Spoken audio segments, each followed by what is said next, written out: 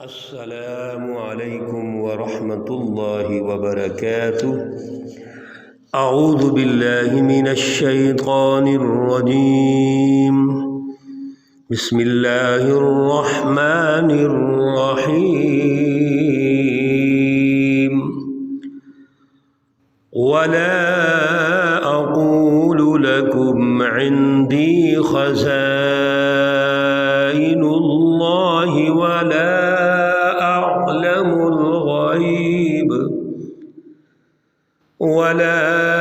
أعلم الغيب ولا أقول إني ملك ولا أقول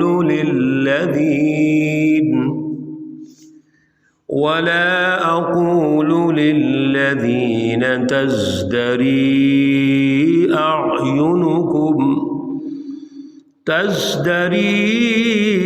أعينكم لن يؤتيهم الله خيرا، الله أعلم بما في أنفسهم إني إذا لمن الظالمين۔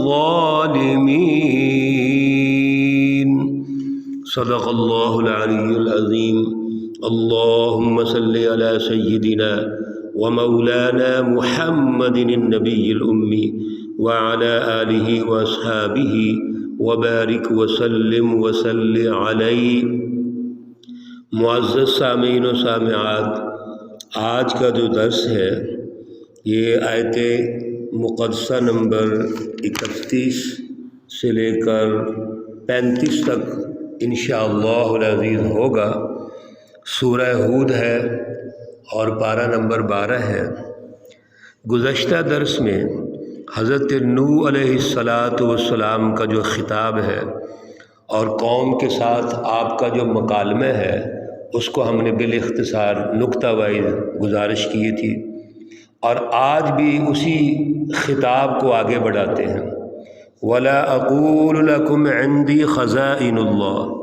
حضرت نوح علیہ السلام قوم سے کہتے ہیں کہ میرے پاس اللہ کے خزانوں میں سے کچھ بھی نہیں ہے۔ وَلَا أَعْلَمُ الْغَيْبَ، نہ میرا یہ دعویٰ ہے کہ میں غیب جانتا ہوں۔ وَلَا أَقُولُ إِنِّي مَلَكٌ، اور میرا یہ بھی دعویٰ نہیں کہ میں فرشتہ ہوں۔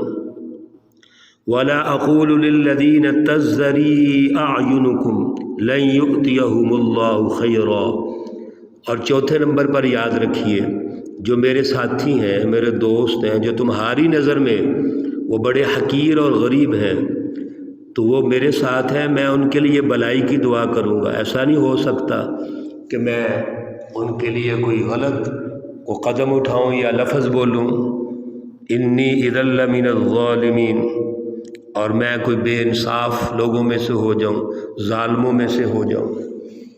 اللہ رب العزت نے اس رہنمائی میں جو نوح علیہ السلام ارشاد فرما رہے ہیں، اس وقت اور آج کے دور میں بھی بڑی اہم 4 باتیں ارشاد فرمائی۔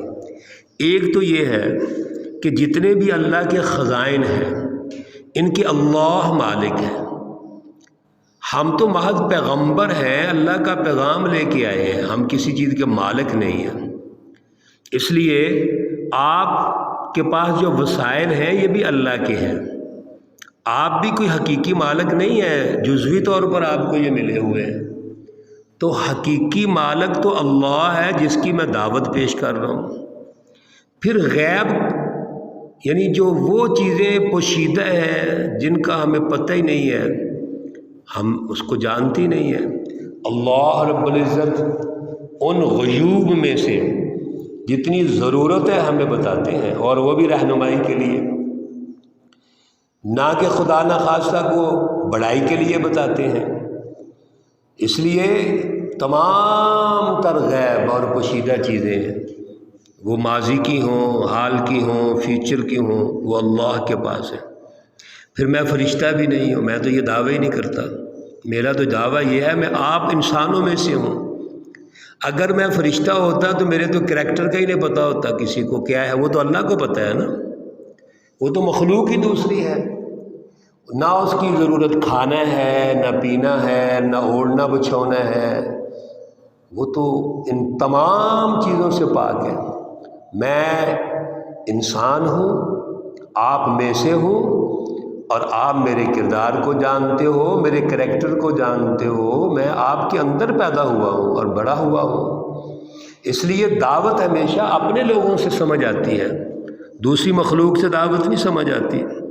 اور اسی طرح جو میری جماعت ہے وہ میرے ساتھی ہیں اور وہ میرے ساتھ ہی رہیں گے۔ یہ وہ خطاب تھا اور مکالمہ تھا جو حضرت نوح علیہ السلام کا ہم سن رہے تھے۔ آگے سے وہ جواب دیتے ہیں، اور سنیے کیا کہتے ہیں آیت نمبر 32 کے اندر، قالوا یا نوح، یہ سردار کہنے لگے، حکمران پارٹی جو تھی اس وقت کی ظالم، وہ کہنے لگی یا نوح، اے نوح، قد جادلتنا، تو ہمارے ساتھ جھگڑا کر رہا ہے۔ یہ کون سے لوگ کہتے ہیں؟ جو اپنے آپ کو درست سمجھتے ہیں، وہ اپنے آپ کو درست راستے سے سمجھتے تھے، سچے راستے پہ سمجھتے تھے۔ ان کے جو دماغوں میں تھا اور جو معاشرتی ڈھانچہ انہوں نے مافیاز کا تشکیل دیا ہوا تھا، وہ یہ سمجھتے تھے ہم درست ہیں۔ چنانچہ حضرت نوح علیہ السلام کو کہتے ہیں کہ آپ جھگڑا کر رہے ہو ہمارے ساتھ۔ اور پھر اگلا لفظ سنیے، فَأَكْثَرْتَ جِدَالَنَا، آپ تو بڑے جھگڑالو ہیں، ہر وقت ہمارے ساتھ جھگڑتے رہتے ہیں۔ کیوں؟ اس لیے کہ ہم درست ہیں، ہم جو معاشرہ تشکیل دے چکے ہیں وہ درست ہے، سارے لوگ اس پر ہیں، اس کو قبول کر رہے ہیں، اور آپ غلط ہیں۔ محترم سامعین و سامعات، ہر دور میں ایسے ہوا، دور حاضر میں بھی ایسے ہیں۔ ظالم حکمران طبقہ جو مافیاز کی شکل میں ہوتا ہے، وہ آج کے جمہوریت اور سیاست میں اپنے خاص طبقوں کو اکٹھا کر کے عوام کو یہ بتاتے ہیں ہم جمہوریت ہیں، ہم قوم کے حق میں ہیں، یہ قومی پارٹی ہے، یہ عوامی پارٹی ہے۔ حالانکہ انہوں نے اپنے ذاتی انفرادی اغراض مفادات پر ایک ڈھانچہ تشکیل دیا ہوتا ہے، اور انسانیت کے اینٹی ہوتے ہیں وہ۔ اور جب کوئی انسانیت میں سے اٹھ کر ان کے سامنے کھڑا ہوتا ہے تو وہ اس کے مخالف ہو جاتے ہیں، کہیں گے یہ ہمارے ساتھ جھگڑا کر رہے ہیں۔ تو یہ ہر دور میں ہوا ہے۔ اب کیا کہتے ہیں؟ فَأْتِنَا بِمَا تَعِدُنَا إِن كُنْتَ مِنَ الصَّادِقِينَ، آپ پھر ایسا کرو، جس عذاب کی بات کرتے ہو، اگر آپ سچے ہو تو ٹھیک ہے، آپ پھر وہ عذاب لے آؤ، جس کا آپ وعدہ کرتے ہو تو وعدہ پورا کر دو۔ قال انما یأتیکم بہ اللہ ان شاء، حضرت نوح علیہ السلام فرمانے لگے، بے وقوفو، یہ عذاب تو اللہ کی طرف سے ہے، اللہ جب چاہے گا آ جائے گا۔ اور یاد رکھیے، تم جتنے بھی اکٹھے ہو جو، وما انتم بمعجزین، تم اللہ کے اس عذاب کو ٹال نہیں سکتے۔ اس لیے اللہ عذاب یقیناً لے کے آتے ہیں، لیکن ایک ترتیب کے ساتھ لے کے آتے ہیں، موقع دیتے ہیں، دعوت کے لیے انبیاء کو بھیجتے ہیں، پھر موقع دیتے ہیں، قومیں نہیں مانتے پھر سمجھاتے ہیں، قومیں پھر بھی انکار کرتی ہیں پھر بھی سمجھاتے ہیں، کیونکہ اللہ تو انسانیت کو تباہ نہیں کرنا چاہتے۔ لیکن جب یقین ہو جائے کہ یہ قوم ہٹ درم ہے، پھر اللہ کا عذاب آتا ہے۔ وَلَا يَنْفَعُكُمْ نُصْحِي إِنْ أَرَدْتُ أَنْ أَنْصَحَ لَكُمْ، اور کوئی فائدہ نہیں ہوگا تم کو میری نصیحت کا، جو کہ میں چاہوں گا کہ تم کو نصیحت کروں۔ إِنْ كَانَ اللَّهُ يُرِيدُ أَنْ يُغْوِيَكُمْ، اگر آپ کی جد و جہد اور کوشش نصیحت حاصل کرنے کی ہے ہی نہیں، آپ کے دل سیاہ ہیں، آنکھیں اندھی ہیں، کان بہرے ہیں، غور و فکر ہے ہی نہیں، کوشش ہے ہی نہیں، تو پھر اللہ رب العزت ایسے دلوں کو کبھی بھی وہ ہدایت نہیں دیتے۔ اللہ رب العزت تو ہدایت اس کو دیتے ہیں جن میں طلب ہوتی ہے، جن میں خواہش ہوتی ہے، جو سنتے ہیں، غور کرتے ہیں، اللہ رب العزت کی نعمتوں کا تجزیہ کرتے ہیں، اور یاد رکھو ہوا ربکم وإلیہ ترجعون، وہ اللہ سب کا رب ہے، تمہارا بھی رب ہے، اسی کی طرف لوٹ کر جانا ہے۔ آج بچ بھی جاؤ گے تو کل کو آپ اللہ کے سامنے پیش ہوں گے۔ ام یقولون افترا قل ان افتریتہ فعلی اجرامی وانا بریء مما تجرمون۔ حضرت نوح علیہ السلام اور یہاں سے مراد ہمارے پیارے رسول اکرم صلی اللہ علیہ وسلم بھی ہیں۔ دونوں ہی دور ہوں، بات ایک ہی ہے کہ یہ دعویٰ کرتے تھے کہ آپ یہ جھوٹ بول رہے ہیں، چیزیں اپنے پاس سے بنا کے لاتے ہیں، گھڑ کے لاتے ہیں، خود ساختہ سارے پروگرام ہیں، اور دعویٰ ان کا یہ ہوتا تھا کہ ہمارے آباء و اجداد، ہمارے بڑے، ہمارا معاشرہ اس کے مطابق ہے ہی نہیں، ہم چل ہی نہیں سکتے آپ کے مطابق، تو یہ چیزیں آپ نے اپنے پاس سے گڑھی ہوئی ہیں۔ انبیاء علیہ السلام کا جواب یہ ہوتا تھا کہ اگر ہم نے یہ کوئی چیز ایسی گڑھی ہے تو پھر یہ تو ہمارا گناہ ہمارے اوپر ہے، تو آپ اس میں کیوں توجہ نہیں کرتے؟ اگر خدا نہ خواستہ ہم نے کچھ گڑھا ہے تو ہم مجرم ہیں، اس کے ہم جواب دہ ہیں، لیکن آپ غور فکر تو کرو، آپ اس پہ سوچو تو صحیح، عقل سے کام تو لو۔ چنانچہ ان کا جتنا بھی یہ آگے سے جواب ہے، اس کا جو خلاصہ ہے وہ ہٹ درمی ہے، نہ ماننا ہے، غور و فکر نہ کرنا ہے، اور جب غور و فکر نہیں کرنا، ماننا نہیں، تو الزامات اللہ کے نبیوں پہ لگانے ہیں۔ حضرت نوح علیہ السلام پر الزامات لگا رہے ہیں، ہر دور میں اللہ کے نبیوں پر الزام لگایا گیا، اور یہاں تک کیا گیا کہ اللہ کے نبیوں کو قتل کر دیا گیا۔ وَيَقْتُلُونَ الْأَنْبِيَاءَ بِغَيْرِ حَقٍّ، اللہ کے نبیوں کو قتل بھی کیا گیا۔